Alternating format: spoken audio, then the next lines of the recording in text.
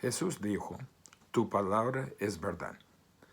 Y es la verdad que salva y santifica y da esperanza de gloria. La verdad es más preciosa a nosotros que cualquier otra cosa del mundo. Por la importancia de la verdad está siempre bajo ataque. Una manera u otra hemos visto el ataque a la verdad. Tristemente, a través de la historia de la gente redimida de Dios, tanto Israel como la iglesia, ha habido tiempos cuando el llamado pueblo de Dios abandonó a la verdad, perdió interés en la verdad y dejó de contender por la verdad. Los asaltos más grandes a la verdad no vienen de afuera, no vienen en ataques frontales, vienen de adentro, de apóstatas, de desertores que una vez nombraron el nombre de Cristo y ahora son enemigos de Cristo. Una vez afirmaba su fe en Dios, su creencia en Dios y afirmaba las Escrituras y ahora son enemigos de las Escrituras. Y ellos están adentro. Este asunto le preocupa a Judas. Se preocupa de la peligrosa corrupción que puede ocurrir contra la verdad. Y esa corrupción está dentro. La guerra espiritual ciertamente tiene que pelearse contra los que atacan desde afuera. Pero los golpes más formidables contra la verdad vienen desde adentro. Judas nos describe la batalla para la verdad que ocurrirá hasta el mero final. Dios nos quiere involucrar a todos nosotros en la batalla por la verdad. La larga guerra para la verdad. Quiere que seamos defensores contra los desertores. Esta epístola de Judas es tan contemporánea como fue el día en que fue escrito. La apostasía es tan seria en el día de Judas que llamó a este tipo de contender por la fe y ahora en este tiempo. Y ahora en nuestros días es aún más seria porque se ha acumulado a través de todos los siglos desde aquel entonces. Ha crecido a proporciones masivas. Tal como en el tiempo de Judas, hay un llamado urgente a la batalla. Se puede escuchar el grito, ¡a la batalla! Esta batalla, en primer lugar, requiere humildad. ¿Quién es el que nos llama a la batalla? Miren versículo 1, la primera parte. Judas, siervo de Jesucristo y hermano de Jacobo. Judas es un nombre común en el Nuevo Testamento. En hebreo es Judá, en griego Judas. Pero mire cómo se presenta, siervo de Jesucristo. Esta palabra siervo es un esclavo del Señor. Judas ve a Jesucristo no en términos familiares, sino como su Señor y amo. Realmente en comparación su relación terrenal con Jesús no le importaba la luz de su relación espiritual a Jesús.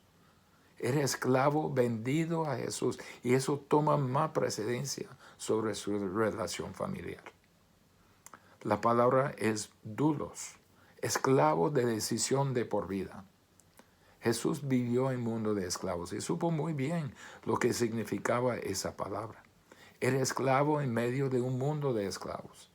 Y aunque nosotros como cristianos estamos libres de la ley y libres de su condenación, debemos ser esclavos a la justicia y al que es el justo. Judas se pone en contraste marcado a los apóstatas. Los apóstatas se identifican con la gracia de Jesús, pero no la convertirán en libertinaje, en efecto, negar el señorío de Cristo sobre ellos. No así Judas. Es un esclavo fiel y dispuesto de Jesucristo. Mire, en segundo lugar, dice hermano de Jacobo.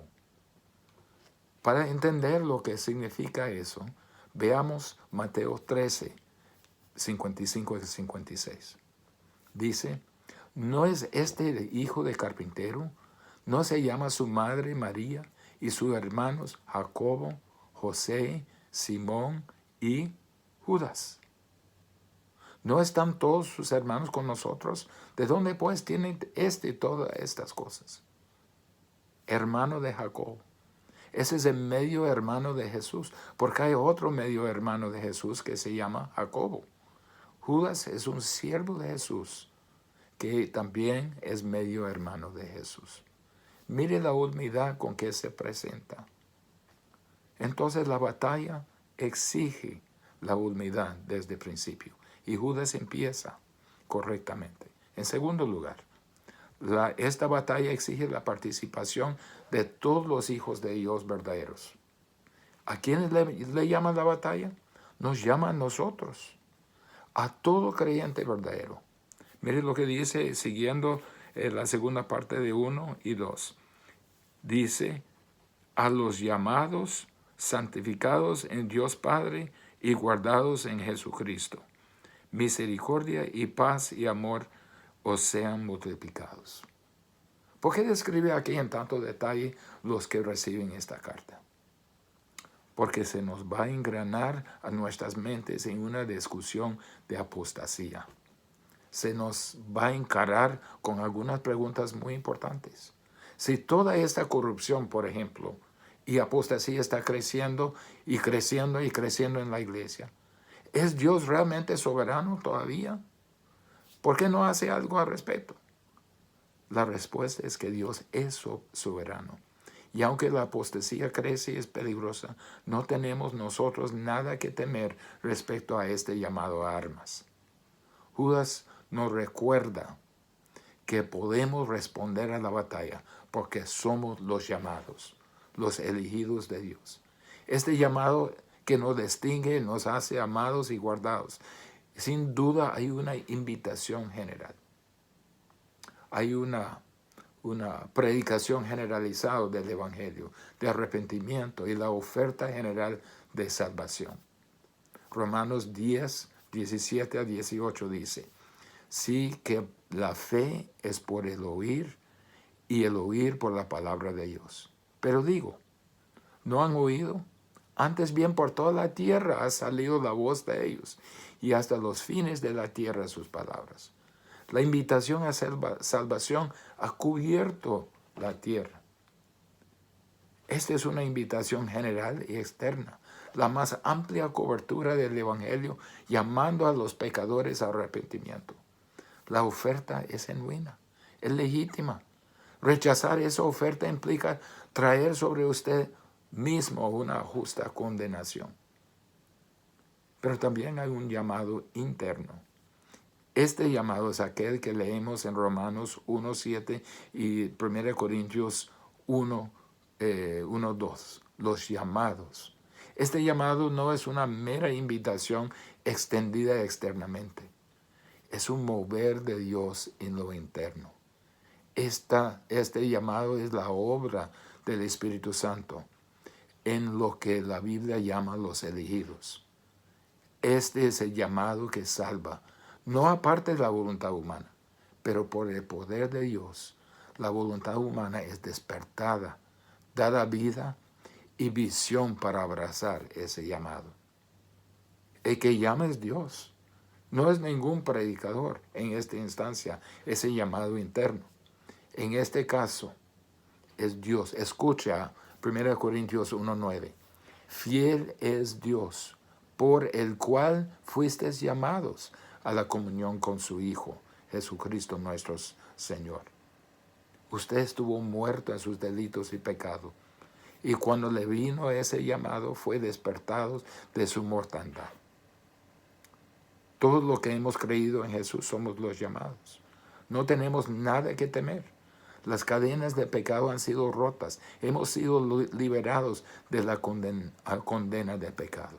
Entonces podemos y debemos responder a ese llamado, a la batalla, porque somos los llamados por Dios. Judas también nos recuerda que podemos responder a la batalla porque somos amados. Mire lo que dice en la segunda parte de versículo 1. Santificados en Dios Padre. La palabra aquí santificados puede ser traducido santificados o amado. Amado es la mejor traducción aquí. Amado en Dios Padre. Descansamos seguramente en el hecho de que hemos sido llamados porque hemos sido llamados o santificados, apartados.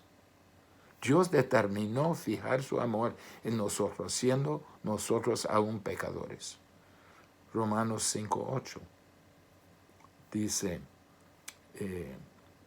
en Dios manifestó su amor para con nosotros, en que siendo aún pecadores, Cristo murió por nosotros. Dios manifestó su amor en el pasado y continúa ahora y en el futuro. Éramos amados en el corazón de Dios en la eternidad pasada, cuando nos escogió. Mire lo que dice Efesios 1:4. Según nos escogió en Él antes de la fundación del mundo. Y ese amor continuo en el tiempo hasta el momento cuando Dios nos convenció, nos llamó y nos justificó. Y sigue ese amor y vivimos literalmente en ese amor de Dios. Y somos amados en Dios Padre. Hemos entrado en una relación con Dios y es una relación de amor. Nos ama tanto que nos hizo sus propios hijos. Nos ama en el amado, en Jesucristo. Es un amor eterno. Me recuerda de Romanos 8:35 en adelante. ¿Quién nos separará del amor de Cristo? ¿Tribulación? ¿O angustia? ¿O persecución? ¿O hambre? ¿O desnudez? ¿O peligro? ¿O espada? Por lo cual estoy seguro de que ni la muerte, ni la vida, ni ángeles, ni principados, ni potestades, ni lo presente, ni lo porvenir, ni lo alto, ni lo profundo, ni ninguna otra cosa creada nos podrá separar del amor de Dios, que es en Cristo Jesús, Señor nuestro. Dios nos ama de la misma manera que ama a su propio Hijo, y nada jamás nos separará del amor de Dios en Cristo Jesús, nuestro Señor. Entonces no hay nada que temer en responder a este llamado a las armas. Judas también nos recuerda que podemos responder a la batalla porque somos guardados. La última parte de versículo 1. Y guardados en Jesucristo. Somos guardados. Somos un regalo de amor que el Padre ha dado a su Hijo. Nos guarda porque ese regalo del Padre es una expresión del amor del Padre hacia su Hijo y por ende tiene infinito y eterno valor. Primera de Pedro 1:5 dice que somos protegidos por el poder de Dios. No existe, no existe poder que pueda romper su protección. Jesús vive siempre para interceder incondicionalmente por nosotros ante el trono de Dios. Tenemos abogados delante de Dios, Jesucristo mismo, dice en Primera de Juan. Dios nos dio su Espíritu como las arras y por Él fuimos sellados. Entonces somos guardados y no tenemos que temer responder a la batalla. Judas nos recuerda que podemos responder a la batalla porque somos bendecidos. Mire lo que dice, misericordia y paz y el amor os sean multiplicados. Al indicar su fidelidad, tendrá multiplicado todo lo que se necesita. Estamos bendecidos de arriba, que se multiplique la misericordia de Dios. Tenemos la misericordia de Dios. Dios nos ve no con lo que merecemos, sino con lo que no merecemos. El perdón y justificación logrado en Cristo Jesús. Y en medio de la lucha, que nos demos cuenta que estamos bajo su misericordia. Estamos bendecidos adentro. Dice que se multiplique al paz de Dios. En medio de conflicto, Dios nos multiplica su paz en nuestros corazones, porque ya tenemos paz con Dios. Estar en sus manos nos da paz y tranquilidad. Y también estamos bendecidos desde afuera. Que se multiplique el amor de Dios. El amor de Dios que ha sido derramado en nuestros corazones se multiplica hacia otros en nuestro alrededor. En medio de la batalla, el amor de Dios puede multiplicarse en todas nuestras acciones y relaciones. No hay razón de no responder al llamado a la batalla.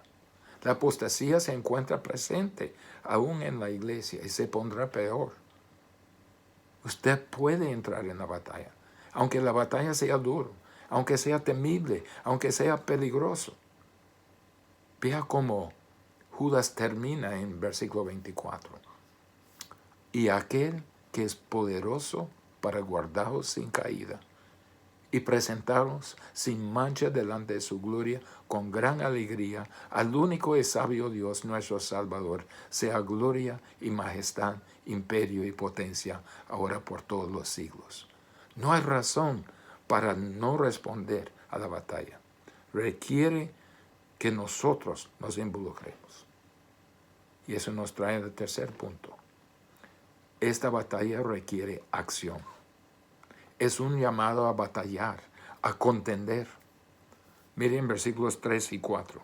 Amados, por la gran solicitud que tenía de escribiros acerca de nuestra común salvación, me ha sido necesario escribiros exhortándoos que contendáis ardientemente por la fe que ha sido una vez,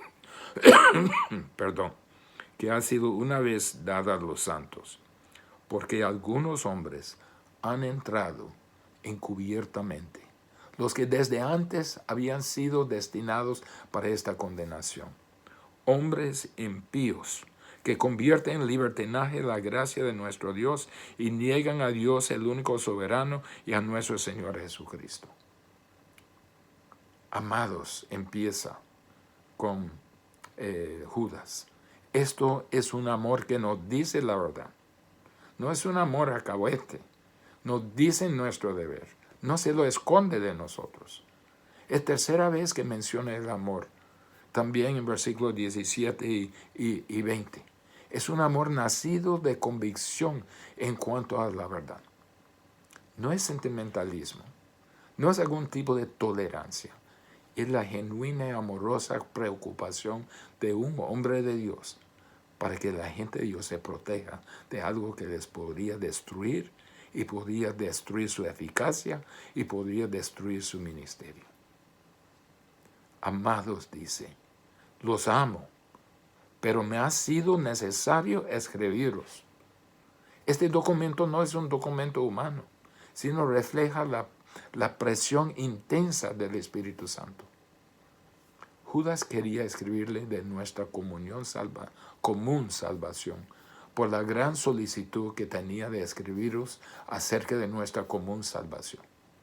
Estaba haciendo todo esfuerzo para escribirles, preparando de escribir toda la verdad sobre nuestra común salvación. Ninguno tiene más salvación que el otro. Todos compartimos la misma salvación. Pero a pesar de todo esfuerzo de escribir sobre la salvación, el Espíritu lo impidió. No era lo que el Espíritu quiso que escribiera. En vez de escribir sobre la salvación, sintió la obligación, sintió impulsado, sentía constreñado de escribir sobre la batalla por la fe. Miren las palabras que dice, que me ha sido necesario. Esa es una palabra fuerte. Pablo usaba la misma palabra en 1 Corintios 9:16, cuando dice, me es impuesta necesidad, y ay de mí si no anunciare el Evangelio. Pablo sintió un gran peso, un gran mandato, una gran obligación de predicar el mensaje. Judas sintió lo mismo. Esta expresión actualmente viene de la raíz de un verbo que dice comprimir. En otras palabras, Judas sintió la presión divina para escribir lo que sigue. Esto es crítico. Es decir, lo que escribo es impuesto y obligado por el poder de Dios. Judas está avisando como centinela fiel. Fue impuesto por Dios para escribir, rogando, exhortando, aconsejando y viniendo al lado para que los creyentes contendieran ardientemente por la fe. Lo que hubiera sido tal vez una carta amistosa, termina como un llamado fuerte a las armas, a los creyentes, un llamado a unirse a la batalla por la verdad. ¿Qué es ese llamado? Dice que contendáis ardientemente por la fe. Eso quiere decir que estamos en una guerra verdadera. Contender es un verbo otra vez fuerte.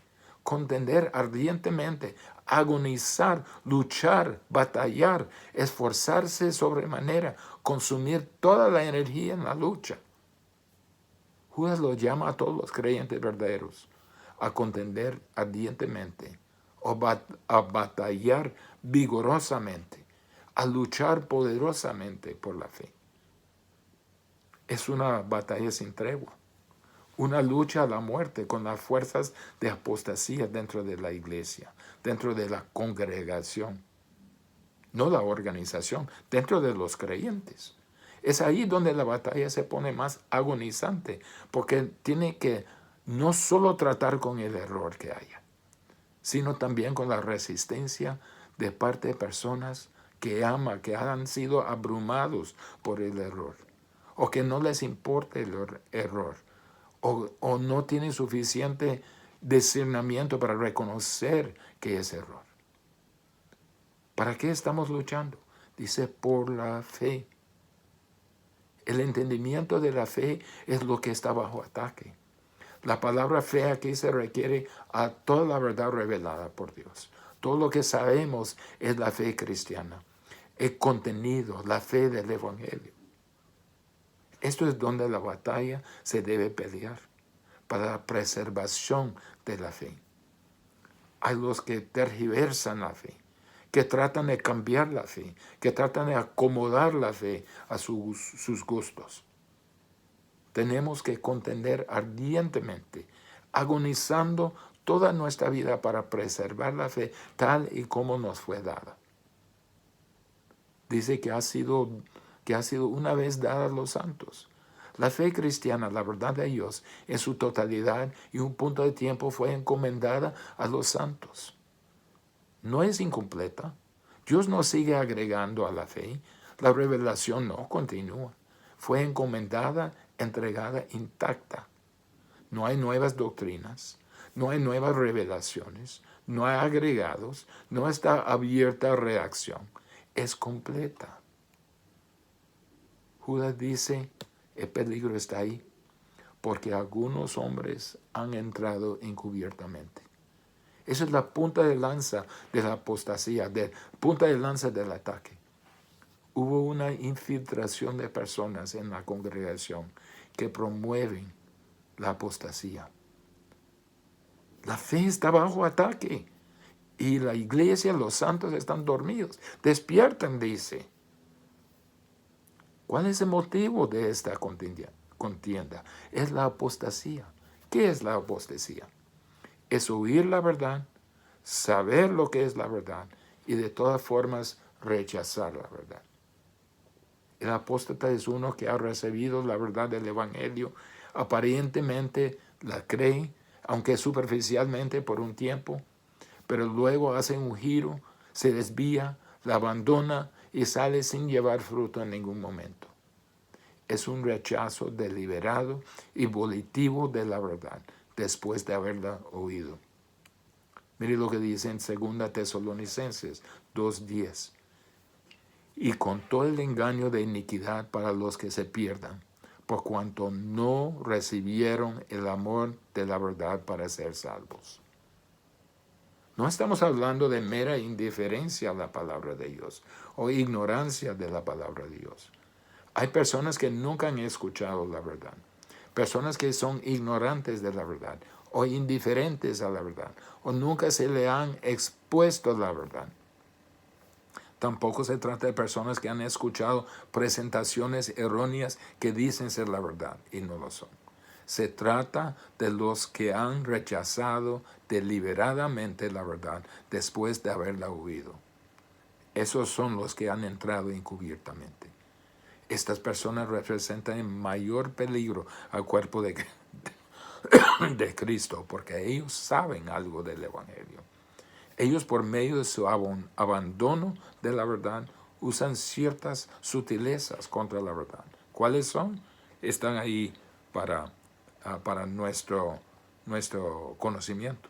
Mire lo que dice en versículo 4. Dice que convierten en libertinaje la gracia de nuestro Dios. Justifican que la gente tenga libertad a elegir cualquier estilo de vida que quiere sin consecuencias. Así ellos pueden ser religiosos sin convertirse a Cristo, o pueden quedarse con sus creencias evangélicas sin renunciar a los deseos mundanos. Su énfasis está en la experiencia. Mientras que el hombre se siente bien, ellos dicen todo está tranquilo. Juzga a su religión sobre la base de sus sentimientos. No importa si es la verdad o no. Si le hace sentirse bien, eso es todo lo que importa, dice. Convierten la gracia en libertinaje. Niegan a la autoridad de Dios y de Cristo. Cuestionan la autoridad absoluta de Dios. Introducen todo tipo de excepciones. Excepciones, condiciones o exclusiones a la obediencia de lo que Dios nos ha revelado. Proponen otras autoridades. Esta es la razón por la que las cosas están en las condiciones que están hoy en día. Tal parece que nadie quiere escuchar hablar de Dios. Las personas no quieren someterse a Dios. No, todos quieren hacer lo que mejor les place sin pensar en las consecuencias. Mire lo que el autor de Hebreos dice en Hebreos 6:6. Se han apartado. Es imposible, porque así vuelven a crucificar para su propio mal al Hijo de Dios y lo exponen a vergüenza pública. Si después de tener toda información giran y van de la dirección opuesta, es imposible salvarlos, porque han rechazado el único medio de su salvación. Entran encubiertamente.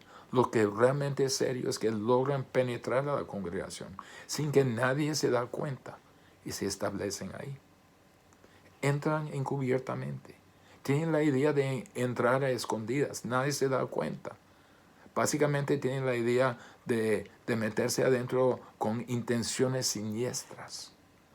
No vienen explícitamente proclamando en voz alta que Jesús no es nuestro Señor. Jesús no es Maestro.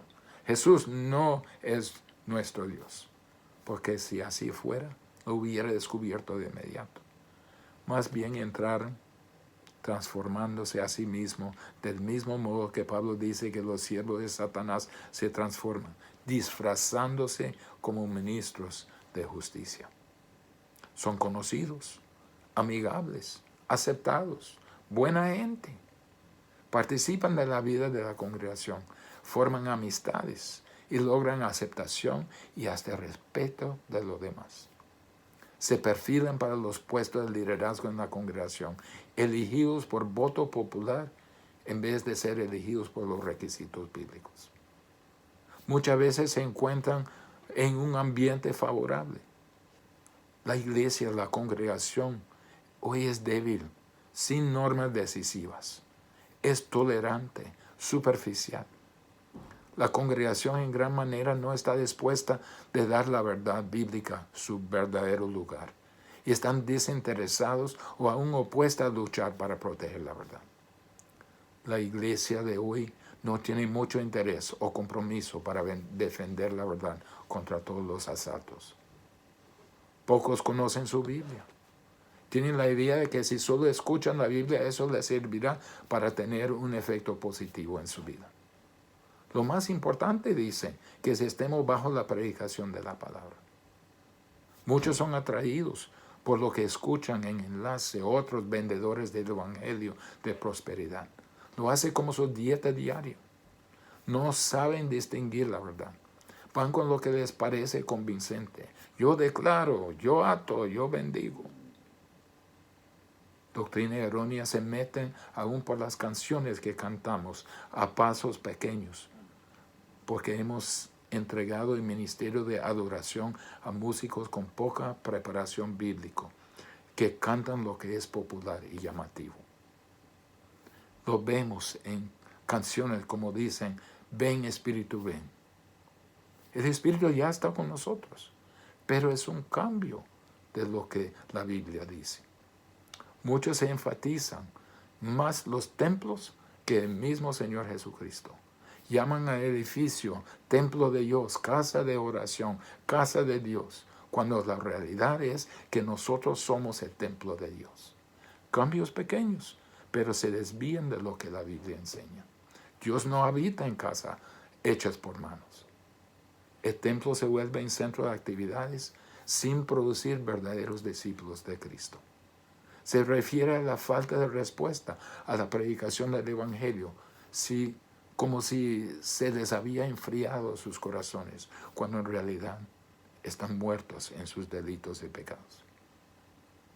Frente a los asaltos a la verdad, el sentimiento prevalente es: amemos a todos, no nos peleemos, seamos tolerantes, seamos amigables. La unidad es más importante que la doctrina.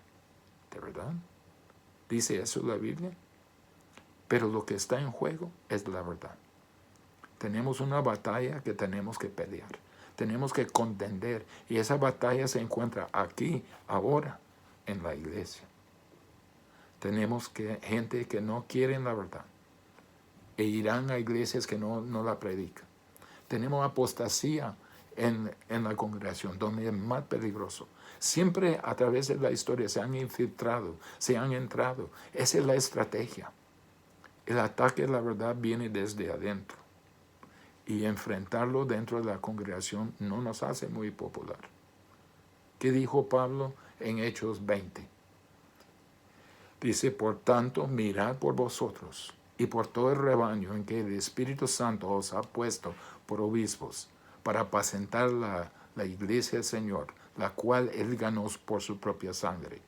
Porque yo sé que después de mi partida entrarán en medio de vosotros lobos rapaces, que no perdonarán al rebaño. Y de vosotros mismos se levantarán hombres que hablan cosas perversas para arrastrar tras sí a los discípulos. Por tanto, velad, acordándoos que por 3 años, de noche y de día, no he cesado de amonestar con lágrimas a cada uno. Este ataque de fe no es un problema solo de la época de Judas. Está aquí, en Honduras, en Tegucigalpa, de un grado u otro. Tal como Judas nos indica, todo creyente verdadero es llamado a contender ardientemente por la fe. Muchos se han rendido ante los asaltos y ataques. Muchos se han rendido ante los asaltos y ataques y se han desviado de su fe. Esta batalla exige humildad como siervos de Dios Altísimo, bajo su mando, no la nuestra. Esta batalla exige la participación de todos los verdaderos hijos de Dios. Somos responsables de luchar por la fe que nos ha sido una vez entregada.